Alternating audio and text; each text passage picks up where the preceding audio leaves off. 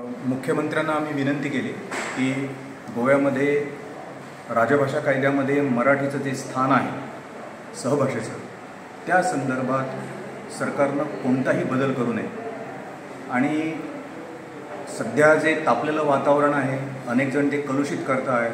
गोव्यामध्ये भाषामध्ये वाद चाललेला आहे, माणसे एकमेकापासून तुटत आहेत. तर हे सगळं थांबण्यासाठी आम्ही त्यांना विनंती केली की तुम्ही आश्वासन द्या. तर मला खूप आनंद वाटतो की मुख्यमंत्र्यांनी आम्हाला आत्ताच सांगितलं की गोव्याच्या राजभाषा कायद्यामध्ये कोणताही बदल यापुढे होणार नाही.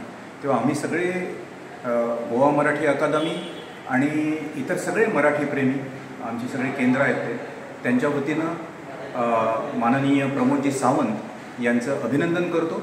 आणि यापुढे हा भाषावाद पूर्णपणे थांबवून दोन्ही भाषांना त्यांनी उत्तेजन द्यावं आणि विशेषतः मराठीचं गोव्यामधलं जे काही स्थान आहे ते अबाधित राहून मराठी इथं रुजवण्याची आणि इथं वाढवण्याची आम्हा सगळ्यांना संधी मिळावी, सेवा करण्याची.